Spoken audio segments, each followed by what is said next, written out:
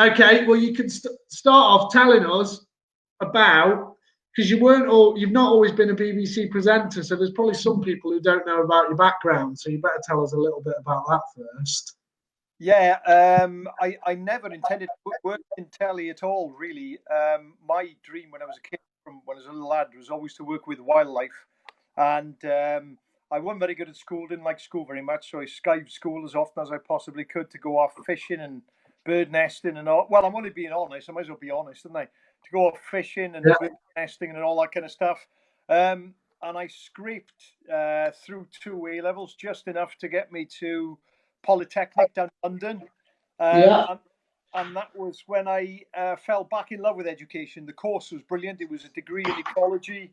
And at the end of that, then I worked on a farm for a while. I worked in the forestry for a while. And I finally got a job in 85 working for the RSPB, the Royal Society for the Protection of Birds, as a species officer.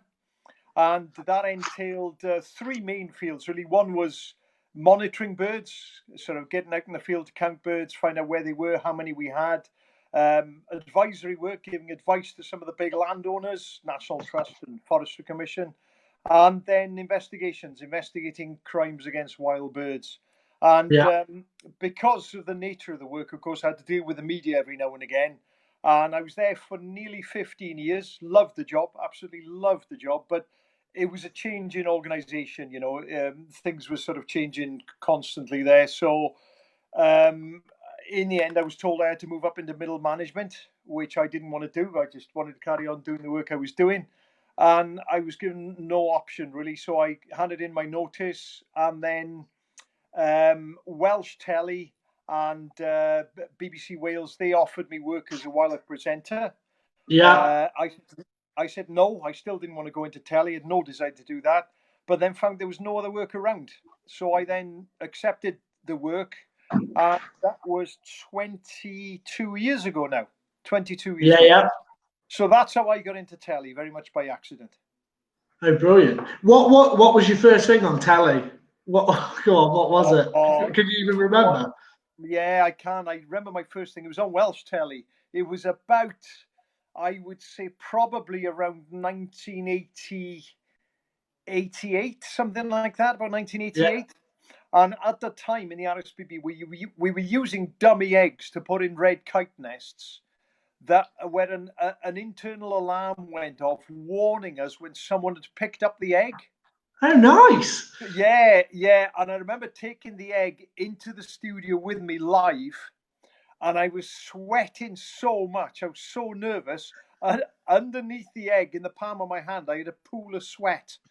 So it was, and I had a dry mouth, and it was dreadful. You know, I hated it. Absolutely hated it. But then when you're going to do it all the time, you just get used to it in the end. And but that was the first one. That was the very first one. Oh, good man. Right, I've had a question from Mountain Escapes. Can you see the questions on the side, Iolo? No, I can't. No. All right, okay. Don't worry. Mountain Escapes are the people that are organising the Welsh Hen Harrier Day, by the way, which you're supposed to be talking at. Well, yeah, that's right. All being well that COVID-19 doesn't kibosh it. Yeah. So he wants to know, with hen harrier numbers slowly on the rise here in God's country, what can be done to monitor, protect them during lockdown? Now, I've had this question quite a few times lately about people worrying about, as he puts it, the dark side will go on a killing spree. So what's he put? Apparently he got asked to leave a place because of lockdown by a gamekeeper. But I suppose landowners are well within the rights to, if they want to. So yeah, I think he wants to know basically what do you feel can be done to help monitor and protect during this period? Yeah, it's a very very difficult one, isn't it? Because really, the work that's going on there, legal and illegally, is that essential work? I don't think it is. I've seen so many videos of moorland being burnt, especially north of England and Scotland now. That I'm against it anyway, but that should be stopped now. That should be absolutely stopped. That is not essential work at all. Yeah. And they should be kept off the moor. And that's the only way that you can guarantee that some of the birds, hen harriers particularly, won't be touched. It'll never happen, of course, because a lot of it goes on these big estates behind closed doors. So the next best thing, I think, is that certain field workers, whether they're voluntary or not, should be allowed access up onto these moors, because you are self-isolating. You're not putting yourself or anyone else in any danger, but you could well be helping to apprehend people who are breaking the law. Well, funny enough, you should say that. I spoke to Tony Cross's brother today. I know his brother quite well, and I said to him, "What's Tony up to at the moment with this situation?" And he said, "Well, I spoke to my brother." Those of you that don't know, Tony Cross is a fantastic ornithologist, field ornithologist, especially in Wales. For many of you will have seen him on Curlew Country, which is the recent thing he's been doing. But Tony said, "Well, I've been self-isolated for the last 30 years watching birds because no one else is around." Yeah. He's right. Yeah. He is right. He's right. And just to correct some of the facts about hen harriers in Wales too. Unfortunately, unfortunately, hen harriers are not on the increase in Wales and haven't been for best part of 10 years now. When I worked for the RSPB, we had anything between about 25 and 30 pairs. Numbers then over 20 years nearly doubled, up to nearly 60 pairs. And then since then, we're now back down to about 40 to 45 pairs. And the only reason for that is persecution. Some of that persecution is in Wales. We know there's at least one moorland up in northeast Wales where hen harriers so-called disappear. But we also know that a lot of the Welsh birds will move away from Wales in the winter. Most of them move south and east to places like East Anglia, Kent Marshes, France, Spain, Portugal sometimes. But we know some that move on to the moors of the north of England as well, where, putting it bluntly and honestly, they haven't got a hope in hell. Yeah, it's dire situation. Right, okay, let's move on to something a bit more light-hearted. I've got Ian's just asked as well.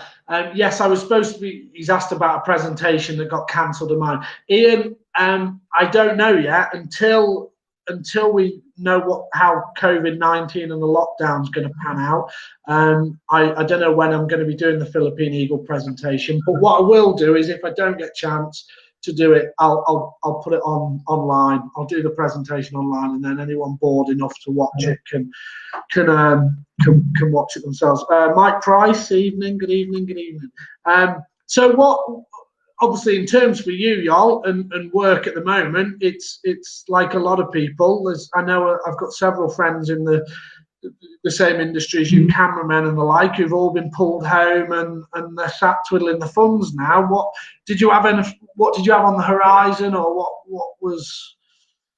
Yeah, what's happened to me, and it'll happen to a lot of freelancers as well, is that at the moment, at least 2 months' work is gone. We're all on lockdown, rightly so. I can't argue with that. But the problem we've got is that under the current schemes, we're not being compensated in any way. It's a weird thing. The big companies have encouraged all of us, well, you must go self-employed. Of course, if we weren't, then we'd be being kind of compensated. But, it is what it is. We'll have to work something out sometime. But for the next 2 months, all talks, all tours have been cancelled. We're talking to Springwatch at the moment, and the BBC are very, very keen for Springwatch to go ahead. It'll be very different if it does go ahead, and we still don't know whether it will or not yet. It'll be very different. You're not going to have 120 people in one place, so it's likely to be, if it does go ahead, Chris Packham in his back garden, Gillian in her back garden in Cornwall, me in my back garden or somewhere nearby here in Wales. And we'll have to get some films filmed beforehand if it's possible. As you know, it's constantly changing. We've been told we're in lockdown for 3 weeks. I doubt it'll be through 3 weeks. It's going to be at least double that, I would imagine. And it all depends on what happens after that. Because if you think about it, Springwatch does go ahead, and they do want it to go ahead, as I say. So last week of May, first 2 weeks of June, and it's not much of a lead-up time now to that. So it's fingers crossed, and just really hope that, you know, at least we can get something out there. Because I think it's really important now, more important than ever, that we put something out that's new and fresh about UK wildlife, because so many people can't go to work, can't do what they usually do, but they do have access to their gardens. They'll have access to the local woods, the local canal, the local country lanes, the local park, within reason, obviously. And it's really important that people are educated about what's out there, what they can see, what they can enjoy. Yeah, absolutely. Interesting you should say, because you covered one of my next questions, because a lot of people have been asking me on the build up to this is what's happening with Springwatch? Is it going to go ahead? And I know there was a Springwatch page on Facebook, and there was a lot of people concerned that it wasn't going to go ahead, because I think it brings a lot of enjoyment to a lot of people. So if we're going to be, say it does go the way you mentioned there, what can we expect? What's going to be the top hit from Iolo's back garden then? Dare I ask? Well, I'll tell you what, I've actually got some cool things in and just outside my garden. I've got a dunnock's nest. Nice. I've got a long-tailed tit nest, you know, which is quite nice. I did have a blackbird nest, but that's failed. Not quite sure what's happened there. I did have a chaffinch just starting to gather a bits of moss, but that was killed by a cat from 2 doors down, so I'm not happy about that at all. But the other fantastic thing that's around at the moment is a real good show of spring flowers. You know, yes. So a great show of primroses, lesser celandine are out and about. The leaves of Lord and Ladies are starting to appear now. Cow parsley starting to come out. Over the next week or two, I'm expecting ground ivy and bugle to come into flower.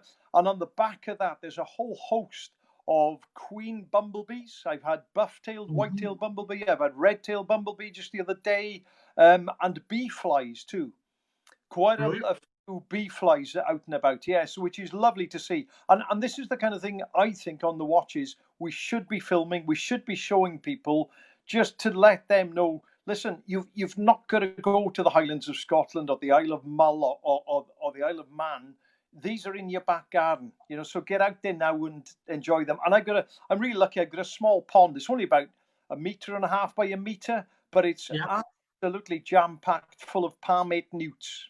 And the males at the moment are getting very amorous. They're doing this thing where they bend the tail round and they fan the pheromones towards the females, you know. So I can stand there with my cup of tea and watch all this going on. So yeah, there's a phenomenal amount going on all around us. Doesn't matter where we are.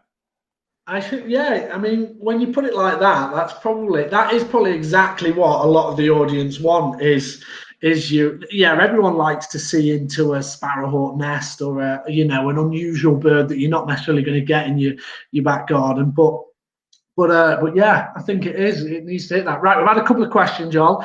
Here we are. This is from a friend of mine, Mark. What new bird species do you think will actually become native in Britain? Ibis and bee-eaters are two species that are rumoured to become proper native soon, as they have noted breeding pairs already. Yeah. I think there's going to be quite a few. You know, I think we'll continue to see some of these heron-type birds. If you think over the past 30, 40 years, little egrets, great white egrets, cattle egrets, we've got spoonbill now. You're right, glossy ibis will be here, you know, purple heron.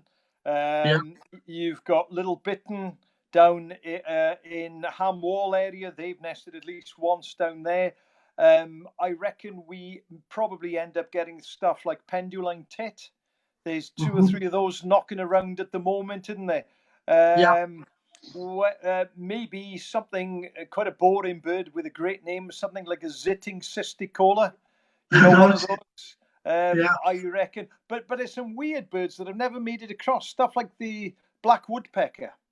Yeah. You know, you've only got to go across the channel, and it's fairly widespread over there, but they've never made it across, which is really Yeah, so surely, it'd be lovely. I mean, if one of those came across, all the Twitches would be out en masse.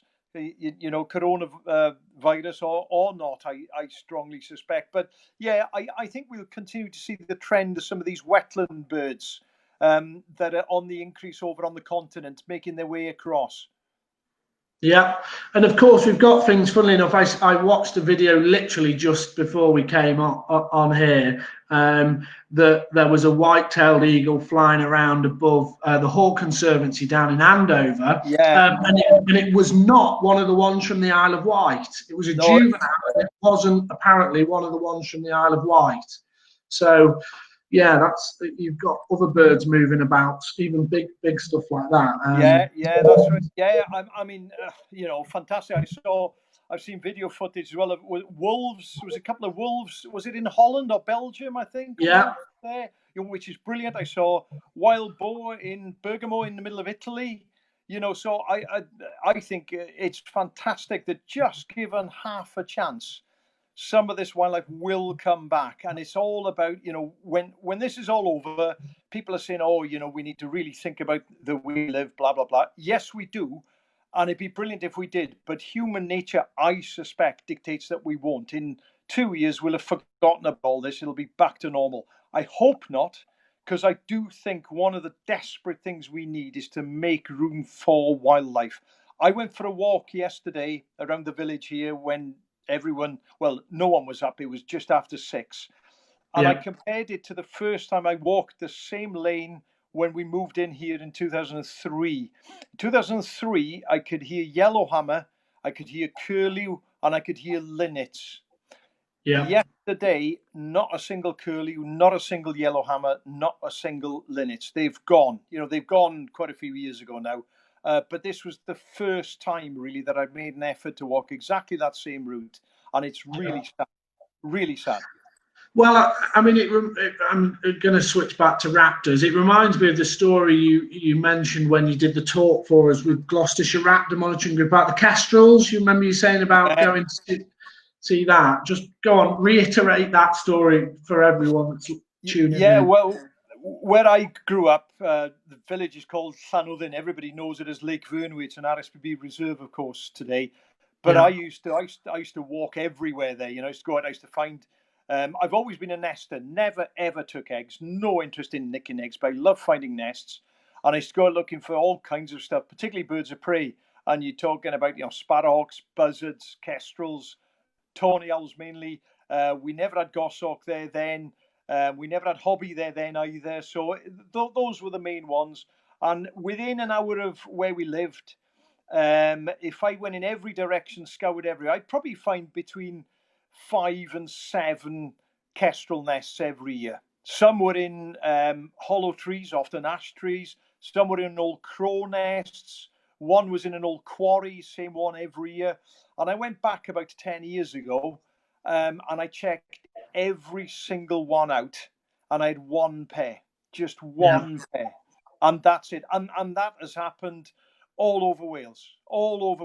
You've only got to go back maybe 15 years. I was still seeing kestrels hovering by the motorway regularly. Now, if I see one, it really is a red letter day. I see lots of buzzards still. I see ravens, of course, but very, very few kestrels. And these days here in mid Wales, I see far more red kites than I see kestrels.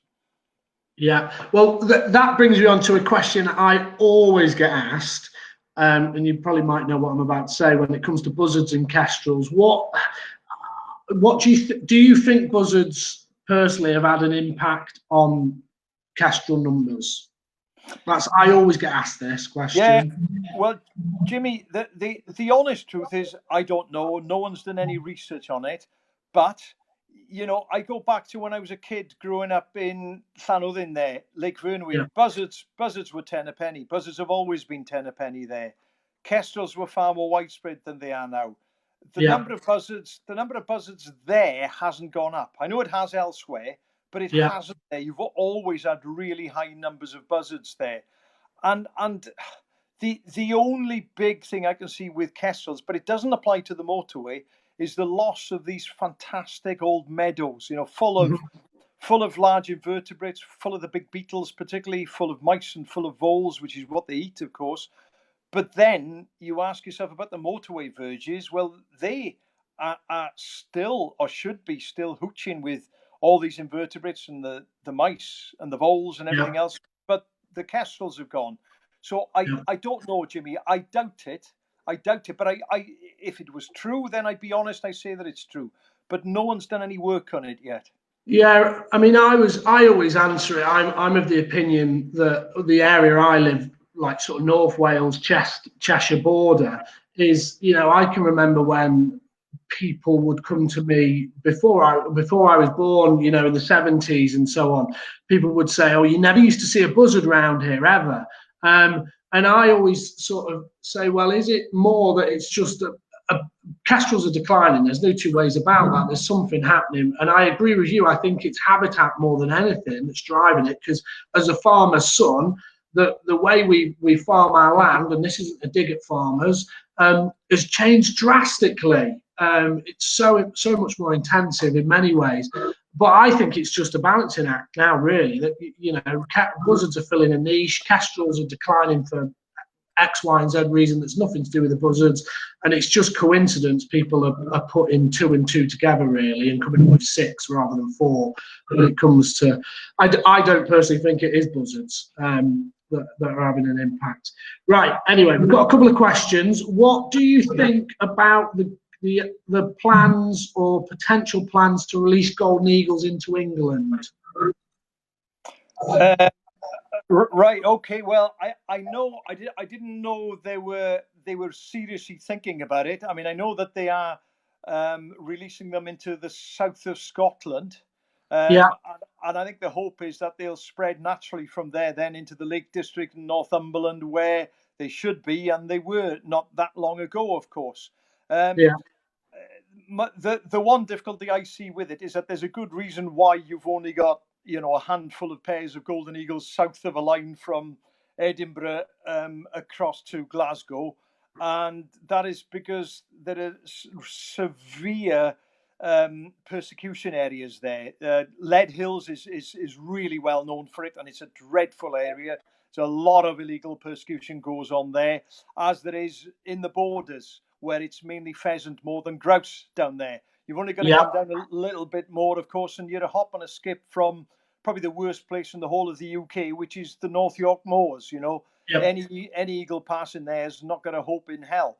So at the moment, I'm a bit ambivalent about the whole thing, really, and I think we got to tackle this persecution issue absolutely head on before we release birds to their deaths, because that's what's happening. That's what will happen, you know. So I'd love to see golden eagles back. Of all the birds, if I could see one bird back in Wales, of all the ones that have gone, it would be the golden eagle. They've been absent here for about 400 years now, but you've still got the names. You know, you've got Eryri, which is the Welsh name for the mountains of northwest Wales. That means land of eagles.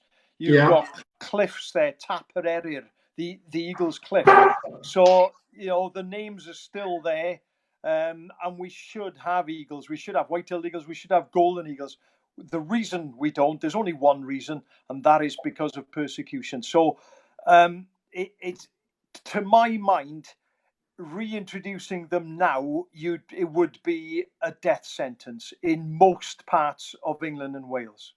Yeah, I agree. It's a bit like the hen harrier brood meddling, whatever you want to call it, situation, isn't it? For me, it's just pointless. If one fact alone why it's pointless is because you're just moving chicks that they're not going to stay in the place you put them. They're going to move about, and you're potentially just assigning them to a death anyway. So yeah.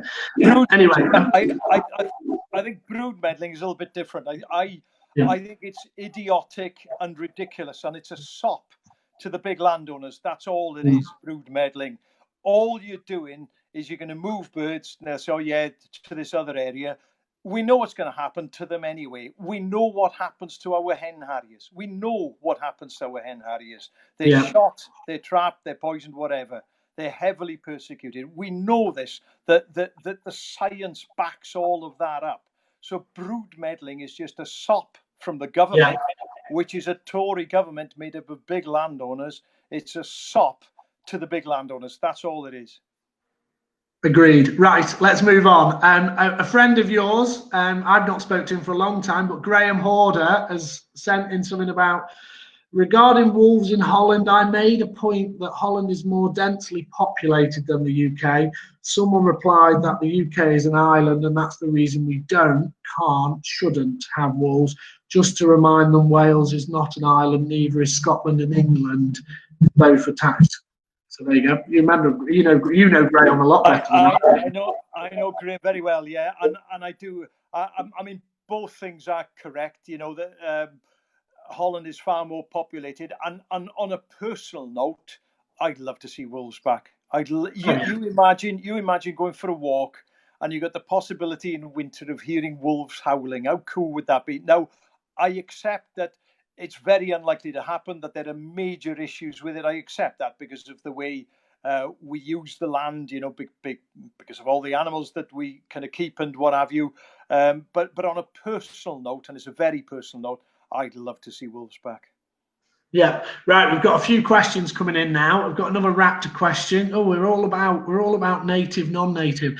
The matter of European eagle owl being back in the UK and thoughts on it being considered a native species again. I have heard now of a nesting pair regularly spotted by a close friend of mine in Stroud, so around Gloucestershire Cotswolds, and the impact of their what I think the question is, what do you think of the return of eagle owls? And we've already covered this with other species, and do you think there'll be an impact on other species with their return? I suspect they will, yes. I suspect they will, and I know I'm going to make myself unpopular here because I've got some friends who are massive eagle owl fans. I love eagle owls, but there's no evidence to suggest that eagles were ever native in the UK. You know, some people argue, oh, well, there's the odd fossil record here, but as far as I can dig up, those are from middens, from the Middle Ages, you know, when they would have taken eagle owls around in traveling fairs, and then when they die, they were chucked on the midden. But there's no evidence to show that eagle owls were ever native here. And as a non-native species, I don't think personally that it should be brought back. I think our native species have got enough problems facing them as it is. It's a stunning owl. It's a beautiful owl, but it's non-native. I remember having a really interesting conversation when it all kicked off about, I think it was about 8 years ago now with eagle owls. There was that big stir with the RSPB about whether they should be, left alone or whether they should be called. And I spoke to Chris Sperring from the Hawk and Owl Trust about it, and he'd spent quite a bit of time out in Scandinavia with some of the leading experts on European eagle owls, and they made quite an interesting point where they said they didn't think UK should have European eagle owls because they didn't feel that as a country, we didn't know how to deal with big predators. Yeah, was their reply. It would just completely never mind the balance in the ecosystem. We as human beings didn't know how to deal with living alongside big predators, and they're probably right to some extent.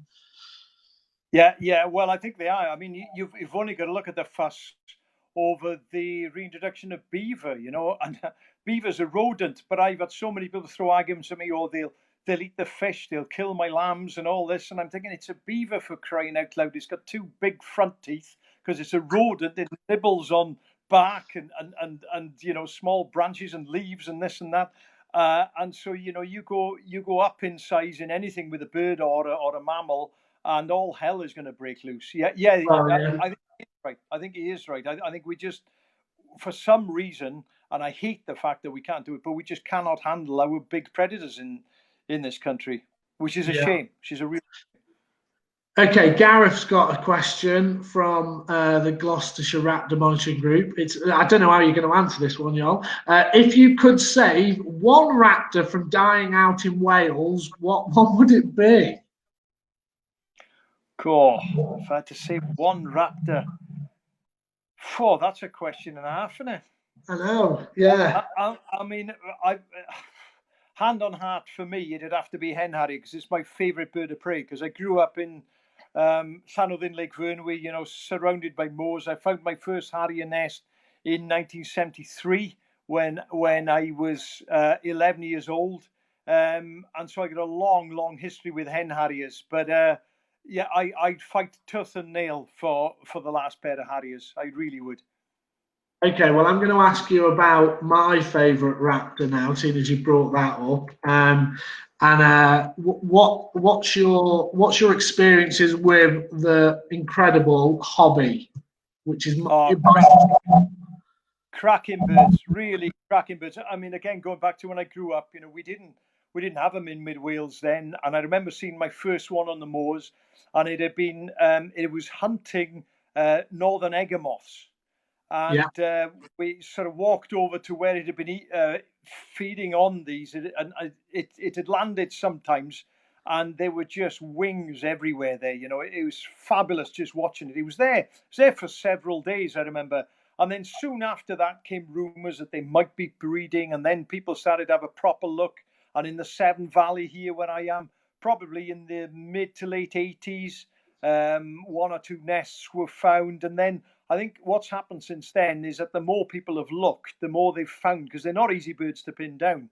No. And they're just fantastic birds. I'll never forget Springwatch about probably 7 odd years ago when we were in Minsmere. I can't remember when it was, 5, 6, 7 years ago. Yeah. And I was supposed to be in a meeting, and I'm not very good on meetings, so I left the meeting, and I'd gone down to the hide, and we were all mesmerised, watching a hobby hawking for dragonflies, a big hatch of the Norfolk hawker there, and it was coming along and catching them and feeding on them on the wing, and you could see the wings dropping down, you know, as it sort of just plucked them off, and then off it would go hunting more of them. So yeah, absolutely fantastic birds.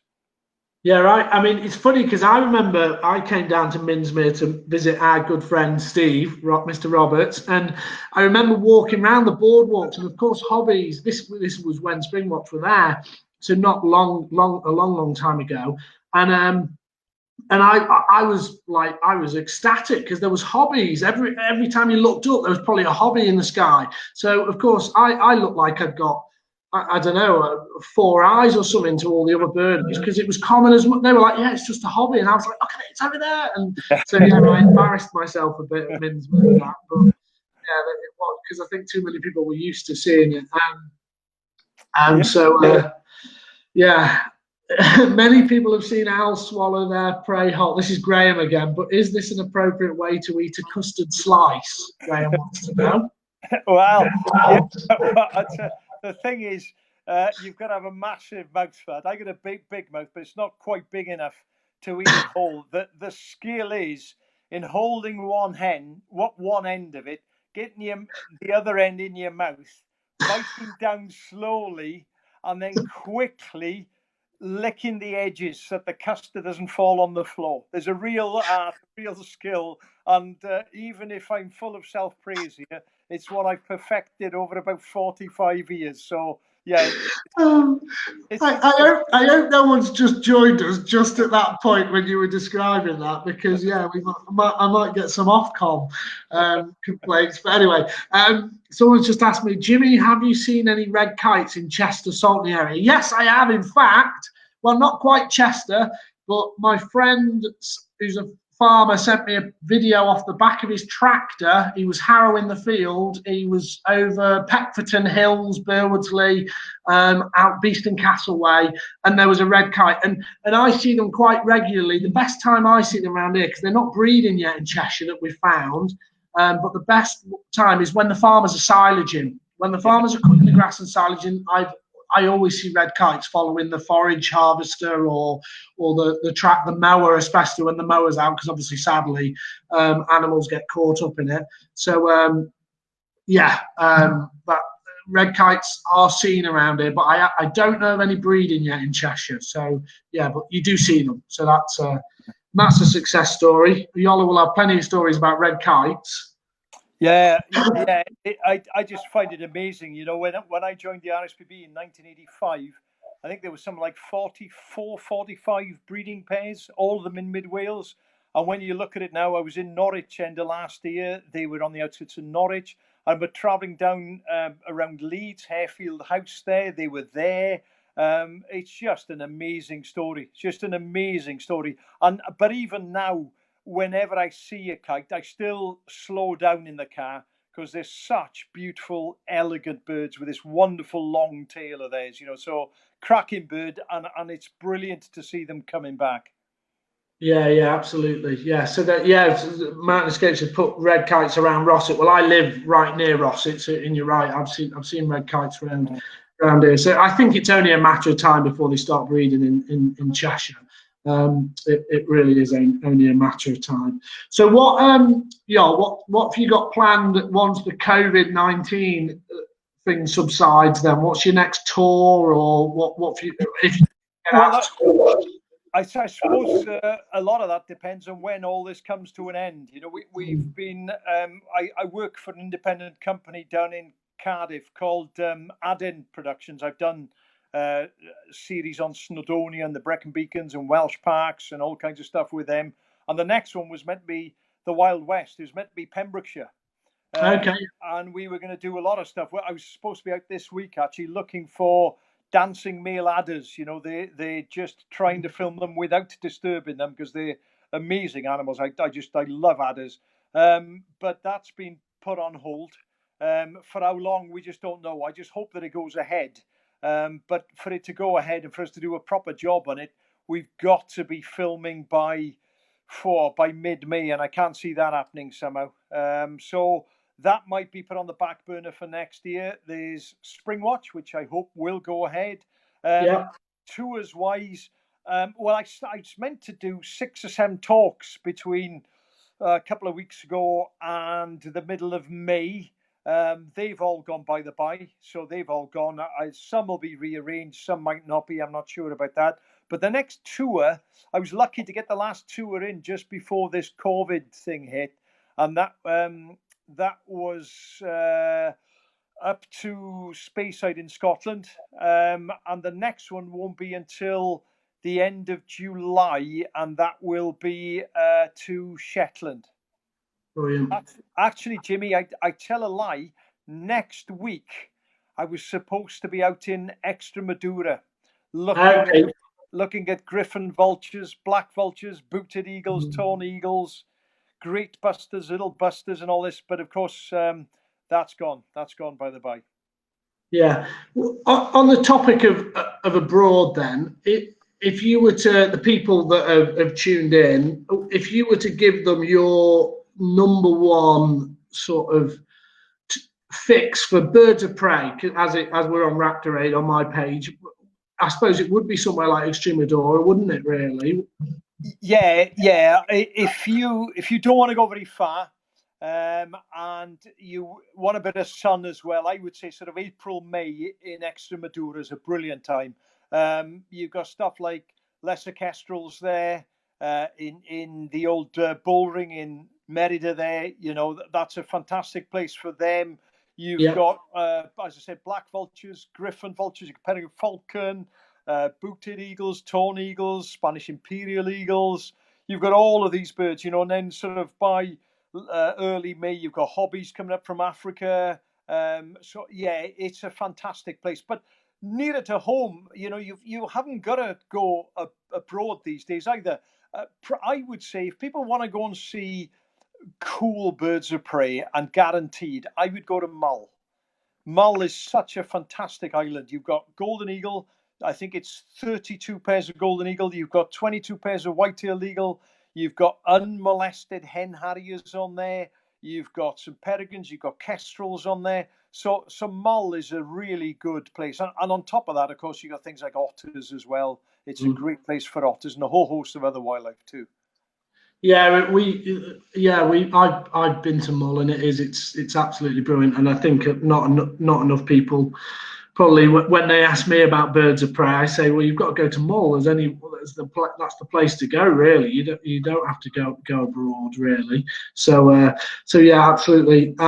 What's Gareth asking? Something about Imperial Eagles. I know a fantastic tracker in Danana, who is also involved in the Imperial Eagle project. Good man. So, cool birds, really, really cool birds.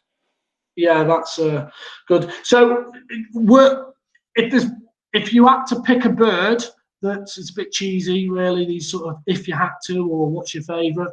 If you had to pick a bird to see in the wild, bird of prey.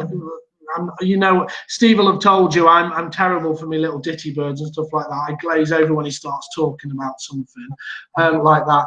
But if you had to pick a bird of prey to see in the wild, go on. What would it be? Right. Well, I've been really lucky. Years ago, it must be getting on for 17 years ago now. I went to, I did 3 long trips to Russia, 3 weeks each, and one of them was to Kamchatka, right over in the east, and I saw Stella's seagull there, and that, nice, yeah. That has always been really high up on my list of birds to see, and it was an okay view. So I'd love to go back, or maybe go to Hokkaido in northern Japan and see them there. But I mean, you've seen a couple of birds I've never seen in the wild. I'd love to see the Philippine eagle.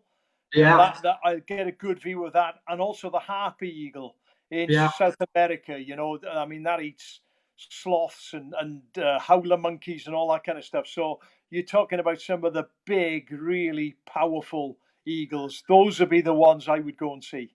Nice. Right, Scott has sent a message in. Now I'm gonna ask you. Scott's asked whether you remember him, and you should remember him based on the story. Hi Iolo, do you remember your trip to Nepal many years ago when you? Yeah, I do. Yeah, falconer. Yeah, of course I do. Yeah, paraglider and a falconer. He's a good man, really good man. Yeah, so interestingly, I know Scott. Scott's going to come on in a few weeks' time and do a Q&A with me on his obviously on him pioneering parahawking and stuff like that. So I'm on in a few weeks. But he's just said, do you remember when apparently Kevin landed on your lap and was chowing down on the meat that you tipped into your lap during the flight? I do, yeah, I do. I must admit, I was beginning to sweat because at that time I'd only had one kid, and we sort of fancied trying for another one. But the way Kevin was going, that didn't look very likely for a while. Well, they've only got little beaks, Egyptian vultures, so it's all right. Well, you've got an open invite to go out to Spain flying with him, because they've moved to Spain now. Scott has. So fantastic, fantastic. He's a good man, a really good bloke. Yeah, I look forward to that. Thank you, Scott. Yeah, so he says you can go flying with him in the wild Eurasian griffon vultures out there as well. So that will be brilliant. Yeah, they're all right. Yeah, we've got Scott on in a few weeks for a Q&A session to find out all about that side of things. What if you were to give? And it's a question I always get asked. If you were to give someone one bit of advice when it comes, or not necessarily just one bit of advice, when it comes to people who are interested in getting into monitoring birds of prey, I always get asked by students and young starting out biologists or whatever they want to be called, about monitoring birds of prey. What would your advice be, Iolo, for any budding raptor watcher or monitorer? My advice would be to find somebody local, especially like an old boy or someone who's got a lot of experience, and befriend them. Explain that you're really keen on birds of prey. You want to get involved in raptor monitoring, but be warned that raptor workers, on the whole, are quite suspicious individuals. And rightly so, because over the years, a lot of people have tried to gain information from them for ill, with a view to sort of harming the birds. So that's why they might be a bit reticent at first. But you find the right person, and they'd be delighted to have somebody younger, somebody older, doesn't matter, someone with a bit of time and willing to put in a lot of time out in the field to help monitor birds of prey. But it's difficult to find people now. when I was working for the RSPB, every spare weekend in spring and summer, I was out and about looking at harriers and merlin and peregrine, and then honey buzzards came along, of course, and I was out helping Steve looking for those. Now it's really difficult to find people who are willing to put in the time and effort to help out. So if there are any people out there, particularly youngsters, who are really keen and genuinely want to spend time out in the field, then, well, get in touch with the local Raptor group as well. If you've got a local Raptor group, that's always going to be a fountain of information, not just on the birds, but on the people as well. Yeah, I think it's like I say to people, it's sticking power, isn't it, really? Because it isn't like people think. When I think people get caught up on seeing pictures of people ringing barn owls or whatever species, the stuff that ends up on social media. But really, in earnest, monitoring raptors is pretty rubbish a lot of the time, because you don't see a lot. Yeah. You only have to, like you say, go and spend time with Steve Roberts sat looking for honey buzzards and see nothing for 6 hours. And that's enough to put anyone off. So I think it's about sticking out. Mike's put the NERF website up, which is in the comments, which is right. NERF, North of England Raptor Forum. They cover obviously the North of England, but right down to Cheshire. So yeah, there is people out there that will help you. But yeah, there definitely needs more people, young people out there. Monitoring birds of prey, because everyone's getting a bit older. That's for sure. Have you got any other funny stories about raptors, y'all, from your days out and about with them? Well, one springs to mind. Good old mate of mine and a mate of yours, Steve Roberts, and Steve is recognised as the UK's expert on honey buzzards. He's been working on them since the early 1990s. He works on them right across the south of England, right into Wales, and he's genuinely one of the world's experts on them. And Steve, as you know, when I go out in the field with him, he goes out very well prepared. He's got his bag with a flask in it, with sandwiches in it, enough for his breakfast, enough for his lunch, enough for his tea, because as you said, he's out all day. When he's out all day. He's incredibly dedicated individual. He's usually got a little pull-out canvas chair that he's got as well. He'll have a couple of flasks, because he never goes anywhere without his tea. And I was out with him up on the hills of North Wales one day, and we were pinning down some of the early honey buzzard pairs that we had up there. And he'd sort of set himself up now, really got himself, he'd thought about where he was going to sit with the best all-round view. And then he looked at me, because I hadn't bought a chair, I hadn't bought anything to eat, I hadn't bought anything, as I never do. I just used to drink from a ditch or from the stream and then starve all day. That was all right. And I was looking up at him, and he was sat in his chair, lording it over the whole valley now. And he said, "Y'all," he said, "if anything moves in this valley now," he said, "I'm onto it. I'm onto it straight away."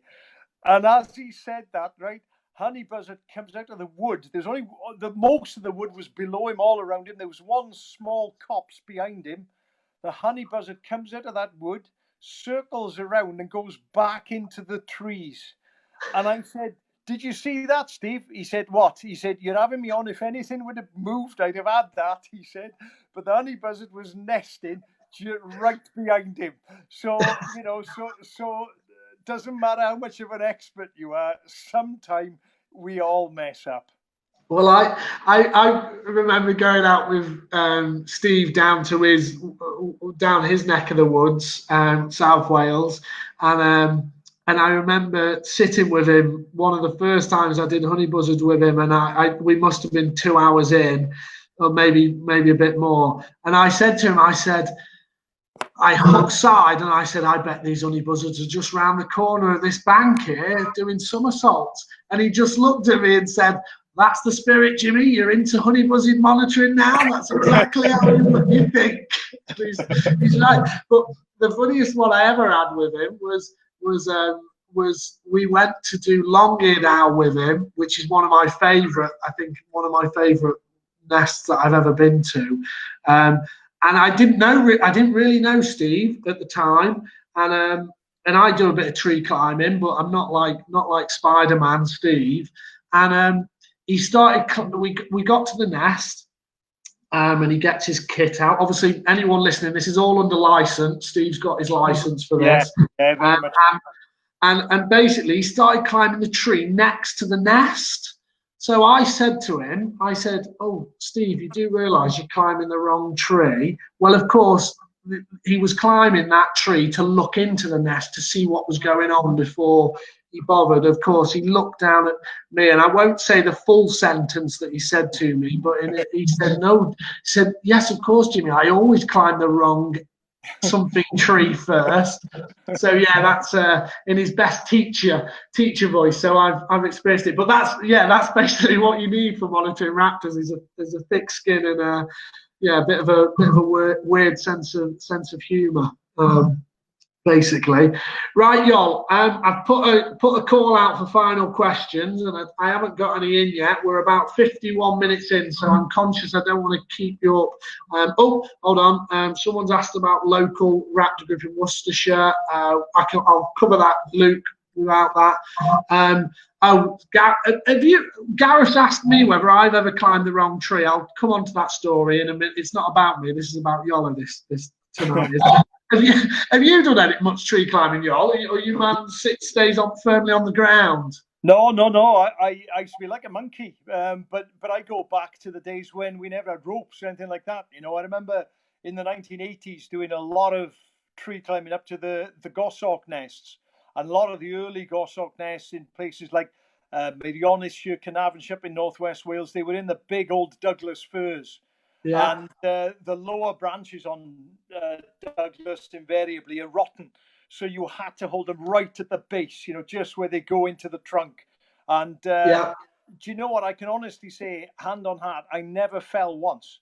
I'm really, really lucky. I haven't done any proper tree climbing for probably best part of 10 years now. I these days, I'd spend any spare days really monitoring mainly ground nesting birds, hen harriers, merlins, short-eared owls, that kind of thing. You know, I still go out every now and again, help a couple of mates with gorse and one or two other things, but I don't go to nests anymore. I don't climb trees, anything like that, just because of a lack of time. You know, if I had more time, I'd do a lot more of it. Well, when you get to your status as well, Iolo, you get people to climb for you. Obviously, you don't do you don't do that. I use helicopters these days, Jimmy. Exactly, yeah. Paid for by the Welsh Assembly, no doubt, I'm sure. That's the one. Right. Well, Gareth asked me about climbing the wrong tree. I have climbed the wrong tree in front of a load of students, and I got that high up on it. On the tree, I looked down to Emma was with me, my other half, and I said to her, "Where's this buzzard nest, Emma?" And she went in, and she just looked up, dead straight faced, as if it was normal, and went, "In the tree next to you." And I was about 20 foot higher than it. So anyway, that's my embarrassing moment in front of the students. One more question then, quickly. Yep. Mike Price, have you any thoughts on merlin population problems? Yeah, this is a really, really interesting and sad one, really. I mean, I've been involved in monitoring merlins, again, going back to when I was a young lad, because Lake Vyrnwy used to be a good area for them. And there's been a massive population decline. I remember when we did a national survey in the early 90s, 93, I think it was, Wales had about 100 pairs. And there'd already been somewhat of a decline then, because they disappeared from the coastal areas where they used to be coastal heath, coastal dunes. They were still nesting some of the dune systems in the 1960s. And then in the 80s, we were worried that they were disappearing. But then when we looked into it in great detail, we found that what had happened, there was a shift from ground nesting pairs to nesting in old magpie nests on the edge of these upland conifer plantations. But since then, there's been a further decline, and there's been a marked decline. You know, if in 93 it was around 100 pairs, I would be surprised if we had 40 pairs in Wales now. I'd be really surprised if we had 40 pairs. A part of the Berwyn Moors that I help a lad called Keith Offord to monitor every year. When I was working that area in the 1980s, there were 14 pairs of merlin. Last year, Keith and I found 2 there. So she, you know, so and again, we just don't know why. We really, well, I can hazard a guess as to one reason why, because of a massive decline in small birds. I'm not seeing the number of merlin, the number of skylarks, the number of windchats, the number of all these birds, willow warblers up on the moors that I used to see. And, you know, they're bird eaters. So I suspect that might be one of the reasons, but this is something else that really needs to be looked at. Yeah, absolutely. I've got one more question from a friend of mine then. For this COVID-19, can you recommend a raptor or nature book that you hold dear to your heart that everyone should read to get them through the current situation? Yeah, I tell you which one is really close to my heart. It's old now, so much of what's in there is irrelevant in many ways, but it's still a fascinating book, and it's the New Naturalist series on the birds of prey. It's number 60. It's written by a chap long dead now called Leslie Brown. He was a world authority on birds of prey and African eagles, and that was my Bible. My mum and dad bought it for me for my 14th birthday in 1976, and I read that cover to cover so many times, you know, and that's my favorite bird of prey book of all time. Brilliant. There you go, Ben. Get into that. The New Naturalist series, actually, one of my favourite books at the moment is Mike Toms from the BTO, the owl one that he's wrote, which came out. I haven't got that one. Yeah. Oh, it's brilliant. It's absolute credit to my yeah, it's brilliant. It's really, really good. So yeah, right. It's 57 minutes we're into. I'm stopping at 60. Right. Someone else is asking about how rare are pallid and Montague Harriers in the UK, please, Iolo? Well, I know the answer to that. Go on. Well, yeah. Well, pallid harrier are very rare. They don't breed here. They're just sort of occasional visitor when they do come. So usually quite a few twitchers out and about. And Monty's harrier is our rarest regularly breeding bird of prey. You know, you're talking about, I think it's something like between 5 and 8 pairs most years, all of them down in the south of England, southeast mainly. So very, very scarce, very rare birds. Because it was Martin, wasn't there? There was a piece on Springwatch with Montagues, wasn't there? And I've never seen one. I'm trying to think if I've seen one in the wild, actually. I don't know if I have. And I couldn't go over how small they were, Montagues Harriers, when they were in the hand. It was, very slim, very slim. And I was gutted with that because Springwatch phoned me up. They know how much I love my Harriers. They phoned me up and asked me, could I go and do an item on them where you go to the nest with the ringers and everything else. Yeah. And I was distraught because it was early August and I was away with a family on a holiday, you know, and I always say that the family holidays, we have 2 weeks a year, they are sacrosanct because they have to be. And it's the only time I've come close to cancelling a family holiday. My wife would have killed me, but I was distraught that I'd missed out on that. So if anybody listening is monitoring Montague's Harriers and can get me on the license just to go with them, I'd give my right arm. I really would. There you go. There's a shout out for anyone in there. Right, y'all. I won't keep you anymore. We've nearly hit an hour. So and the Wi-Fi has managed to stick with us in mid and North Wales. So we've done all right there. Thank you very much for your time, buddy. Pleasure. And thanks to everyone for tuning in and sending in questions as well. And whatever you do, keep looking after our raptors because they need all the help they can get. Brilliant. All right, everyone. Thank you very much for tuning in. We've got lots of other question and answer sessions. Now I know it works. I'll stick them all on Facebook for you. So signing out for this evening. Thank you very much, everyone. Cheers, y'all. See you again. Take care. Ta-ra, everyone.